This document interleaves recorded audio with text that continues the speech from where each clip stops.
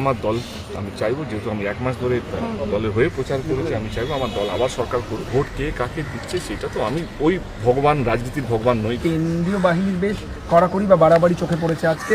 উত্তর 24 পরগনা গোবরডাঙ্গায় লুঙ্গি পরে গিয়েছে বলে তাদেরকে ভোট দিতে দেওয়া হয়নি, নাতির প্যান্ট পরে গিয়ে ভোট দিতে হয়েছে।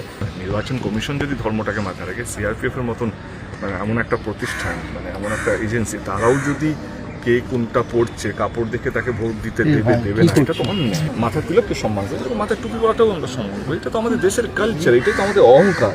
সেই অহংকার ভেঙে যাচ্ছে কোথাও যেন মনে হয় একটা অন্য একটা ভাবমূর্তি যাদের কাছে আমরা এক্সপেক্ট করি না। একটা ঠিক আছে, পলিটিক্যাল লিডাররা বলছে ভগবান ঠাকুরের নাম নিচ্ছে, এ করছে ও করছে, ঠিক আছে, কিন্তু এরকম একটা প্রতিষ্ঠান, এরকম একটা সিআরপিএফ এর মতন বা এজেন্সিসগুলো যার উপরে দেশ ভরসা করে, প্রধানমন্ত্রী বা মুখ্যমন্ত্রী আসবে আর যাবে, এটা থেকে যাবে, এরাই থেকে যাবে।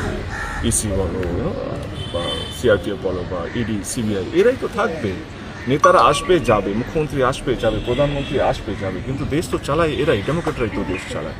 তারা যদি এটাকে অ্যাকসেপ্ট করে নেয় তাহলে আমাদের দেশটা সার্ভাইভ করতে পারবে না। খুব বেশি আমরা খুব তাড়াতাড়ি আমরা সাপোর্ট হয়ে যাবো।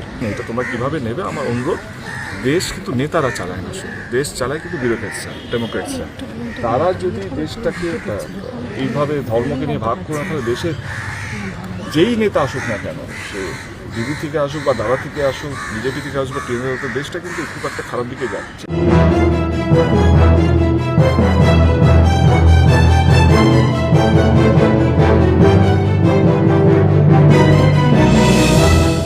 আমার দল আমি চাইবো, যেহেতু আমি এক মাস ধরে দলের হয়ে প্রচার করেছি, আমি চাইবো আমার দল আবার সরকার করুক। ভোট কে কাকে দিচ্ছে সেটা তো আমি ওই ভগবান, রাজনীতির ভগবান নই। কেন্দ্রীয় বাহিনীর বেশ কড়াকড়ি বা বাড়াবাড়ি চোখে পড়েছে আজকে। উত্তর 24 পরগনা গোবরডাঙ্গায় লুঙ্গি পরে গিয়েছে বলে তাদেরকে ভোট দিতে দেওয়া হয়নি, নাতির প্যান্ট পরে গিয়ে ভোট দিতে হয়েছে। নির্বাচন কমিশন যদি ধর্মটাকে মাথায় রাখে, সিআরপিএফ এর মতন এমন একটা প্রতিষ্ঠান, এমন একটা এজেন্সি, তারাও যদি কে কোনটা পড়ছে কাপড় দেখে তাকে ভোট দিতে দেবে না, এটা তো অন্যায়। অ্যাকচুয়ালি দেবদাও বুঝে গেছে যে 2026-এ পরিবর্তন হয়ে গেছে। আগামী 4 মে তৃণমূলের বিসর্জন হচ্ছে এবং দেবদা বিজেপিতে যোগদান করবে, শুধুমাত্র সময়ের অপেক্ষা।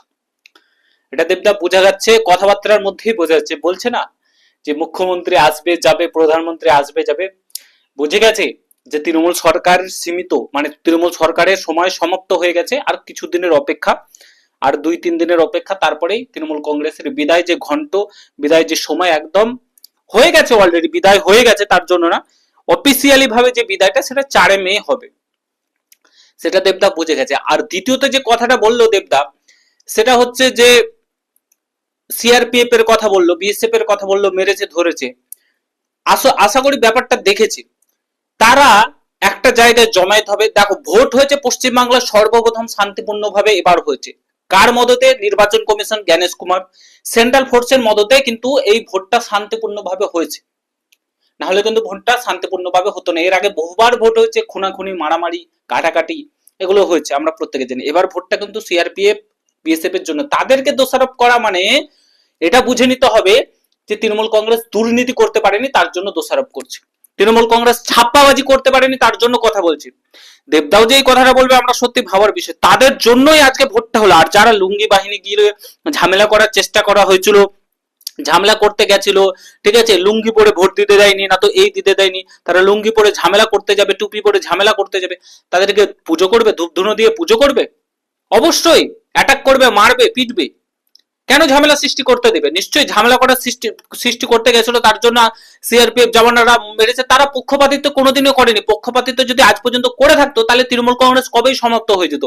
নির্বাচন কমিশন যদি পক্ষপাতিত্ব করে থাকতো, 2024 সালে যে 42টা লোকসভার নির্বাচন, যেখানে তুমিও জিতেছিলে ঘাটার মাস্টার প্ল্যান এর নাম নিয়ে, সেখানে তুমিও সমাপ্তি হয়ে যেতে, ঠিক আছে, যদি নির্বাচন কমিশন বিজেপির সাথে হতো। সুপ্রিম কোর্ট বলছে নির্বাচন কমিশনের সাথে, সুপ্রিম কোর্ট বলছে বিজেপির সাথে, তাহলে সেন্ট্রাল ফোর্স সবাই যদি বিশ্বের সাথে, মানুষও যদি বিজেপির সাথে, তাহলে তৃণমূল কংগ্রেস জিতেছে কেন এতদিন ধরে? তৃণমূল কংগ্রেস ছাপ্পা ভোট নিয়ে তৃণমূল কংগ্রেস জিতেছে এতদিন ধরে। আজকে ছাপ্পা ভোট করতে পারেনি বলে তৃণমূলের এত চুলকানি সিআরপিএফ বিএসএফ এর মতো তাদের উপর এরকম কথা বলছে। এবারের ভোটটা একটা কথা আমি আজকের এই প্রতিবেদনের মাধ্যমে আপনাদেরকে বলতে চাই, এবারের ভোটে যে নির্বাচনে জয়ী হবে, বিজেপি হবে এটা নিশ্চিত থাকুন, কিন্তু যেই জয়ী হবে সে জানবেন মানুষের ভোটে জয় লাভ করেছে, মানুষের ভোট দিয়ে তাদের ভোটে জয়লাভ হয়েছে, কোনো ছাপ্পা হয়নি, কোনো কিছু হয়নি, একদম সুন্দরভাবে পরিষ্কারভাবে ভোট হয়েছে, এক দুটো জায়গায় গন্ডগোল ছাড়া। তৃণমূল কংগ্রেস অনেক গন্ডগোল করার চেষ্টা করেছে কিন্তু করতে পারেনি, এবার সুন্দরভাবে ভোট হয়েছে। নির্বাচন কমিশন চাইলে অনেক কিছু করতে পারে, কিন্তু নির্বাচন কমিশনকে তৃণমূল কংগ্রেস অনেক বাধা দেওয়ার চেষ্টা করেছে। মমতা বন্দ্যোপাধ্যায় সবসময় 20% মানুষকে নিয়ে কাজ করছে। আজকে দেবদা বলছে সব ধর্মকে নিয়ে চলা উচিত, সব ধর্মের মানুষকে সম্মান করা, টুপি পড়লে হ্যান ত্যান 12-17 বললো না। আজকে মমতা বন্দ্যোপাধ্যায় শুধুমাত্র মুসলিম ধর্মকে নিয়ে চলতে গেছে বলে আজকে মমতা বন্দ্যোপাধ্যায় হারছে। সমস্ত এক্সিট পোলে মমতা বন্দ্যোপাধ্যায়কে হারা দেখাচ্ছে, এক দুটো ছাড়া, এবং আগামী 4 মেও দেখতে পাবেন এই জিনিসটা, আগামী 4 মেও দেখতে পাবেন। আমি এক্সিট পোলে বিশ্বাস করি না অতটা যদিও, তবে আপনি 4 মে দেখতে পাবেন। আজকে মমতা বন্দ্যোপাধ্যায় শুধুমাত্র মুসলিম ভোট ব্যাংকে খুশি করার জন্য হিন্দুদেরকে বলিদান দিয়েছে, হিন্দু ধর্মকে ছোট করেছে মমতা বন্দ্যোপাধ্যায়। আজকে পশ্চিমবাংলার জন্য কোনো কাজ করেনি, কর্মসংস্থান করেনি, শিল্প করেনি, কোনো কিছু করেনি।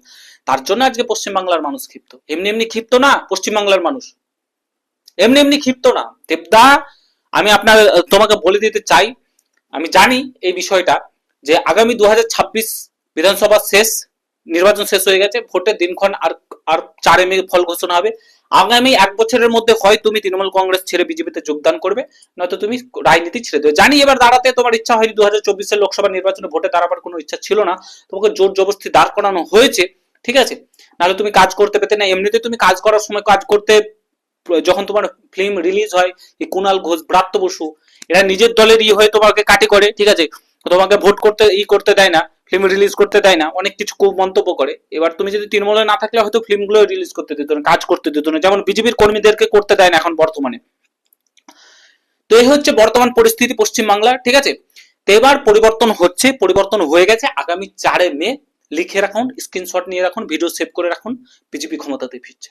এটুকু আপনারা নিশ্চিন্তে থাকুন, বিজেপি ক্ষমতাতে ফিরছে এবং বিজেপি সরকার গড়তে চলেছে আগামী দিন। এটা থেকে কেউ আটকাতে পারবে না, এটা থেকে কেউ আটকাতে পারবে না। মানুষ যে ভোট পার্সেন্টেজ বেড়েছে, যতই ভুয়া ভোটার কাটা যাক, যতই তৃণমূল অঙ্ক কষার চেষ্টা করুক, যতই যাই করুক, এবারের যে ভোট পার্সেন্টেজটা কেটেছে শুধুমাত্র কিসের জন্য বলুন তো?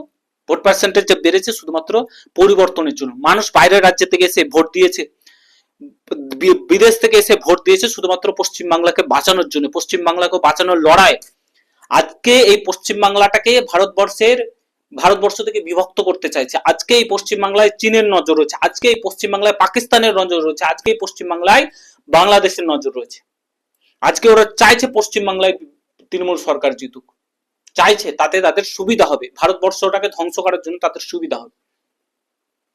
আজকে মমতা বন্দ্যোপাধ্যায় একজন ভারতের বাসিন্দার, একজন পশ্চিমবাংলার বাসিন্দার একটা হিন্দু মহিলা হয়ে এরকম ধরনের কাজ করছে, অনুপ্রবেশ করাচ্ছে পশ্চিমবাংলাতে, এবং তাদেরকে ভোট ব্যাংকের জন্য ইউজ করছে। আজকে সবচাইতে বড় হার কোনটা জানেন? আজকে তৃণমূল কংগ্রেস যদি হারে, তার বড় সবচাইতে রিজন হচ্ছে দুটো। প্রথমত, মমতা বন্দ্যোপাধ্যায়কে এসআইআর এর বিরোধিতা করতে হতো না। দ্বিতীয়ত হচ্ছে অভিষেক বন্দ্যোপাধ্যায়কে মুখ্যমন্ত্রী হিসাবে মুখ করার চেষ্টা করেছে তৃণমূল কংগ্রেস, অর্থাৎ মমতা বন্দ্যোপাধ্যায়। এইবারই মমতা বন্দ্যোপাধ্যায়ের শেষ টার্ম ছিল, এরপরে মমতা বন্দ্যোপাধ্যায় দাঁড়াতো না, ঠিক আছে, যদি জিততে পারতো, ঠিক আছে। এরপরে মুখ্যমন্ত্রী করতেন অভিষেক বন্দ্যোপাধ্যায়কে। তো তার জন্য কি হয়েছে, যে অভিষেক বন্দ্যোপাধ্যায় কে মুখ্যমন্ত্রী করার জন্য মানুষ মুখ ফিরিয়ে নিয়েছে। আরো অনেক রিজন রয়েছে, যেমন কোনো কাজ করেনি পশ্চিমবাংলার, কর্মসংস্থান, শিল্প, ইন্ডাস্ট্রি, রাস্তাঘাট কিচ্ছু করেনি, ঠিক আছে। কোন রিজন ছিল না তৃণমূল কংগ্রেসকে এবার ভোট দেওয়ার। মানুষ কোন রিজনে ভোট দিত, কোন কারণে ভোট দিত বলতে পারবেন? কিছু করেছে? বিজেপির কাছে কারণ ছিল, আরজিকর থেকে শুরু করে, তারপরে কসবা ল কলেজ থেকে শুরু করে 26,000 চাকরি, এসএসসি স্ক্যাম, দুর্নীতি, কয়লা, বালি চুরি, গরু চুরি, রাস্তাঘাটের অবস্থা বেহাল, চাকরি দিতে পারেনি, কর্মসংস্থান দিতে পারেনি, শিল্প আনতে পারেনি, ইন্ডাস্ট্রি করতে পারেনি, হাইটেক সিটি, স্মার্ট সিটি কিছুই করতে পারেনি পশ্চিমবাংলায়, কোনো কিছু করতে পারেনি। তো এগুলোকে তুলে ধরেছে বিজেপি। এবার মানুষ তৃণমূলের বিরুদ্ধে ভোট দিয়েছে। আগামী 4 মে এর যোগ্য জবাব তৃণমূল কংগ্রেস পেতে চলেছে। এবং দেবদাকেও বলবো, আপনিও দেখে নেবে, তুমিও দেখে নেবে, ঠিক আছে। এবং পরিবর্তন হচ্ছে, তারপরে অনেকেই বিজেপিতে আসতে চলেছে। আমি এটুকুন আপনাদেরকে বলে দিলাম আজকের এই ভিডিওর মাধ্যমে। ভিডিওটা শেয়ার করবেন, আপনাদের মতামত জানাবেন, এই নিয়ে কি মনে হচ্ছে, আগামী দিনে 4 মে কি হতে চলেছে অবশ্যই ভিডিওর কমেন্ট বক্সে জানাবেন। দেবদার মতামত নিয়েও জানাবেন। আজকে সেন্ট্রাল ফোর্সের উপর প্রশ্ন তোলা হচ্ছে, যাদের জন্য আজকে ভোটটা সুষ্ঠুভাবে শান্তভাবে উঠলো, এবং তৃণমূল কংগ্রেস ছাপ্পা মারতে পারেনি বলে আজকে এইভাবে ভোটটার সেন্ট্রাল ফোর্সের উপর চাপানো হচ্ছে। বাকিটা আপনাদের মতামত জানাবেন, ভিডিওটা শেয়ার করবেন। দেখা হচ্ছে অন্য কোনো ভিডিওতে। ভালো থাকবেন, সুস্থ থাকবেন। গুড বাই, জয় হিন্দ, বন্দে মাতরম।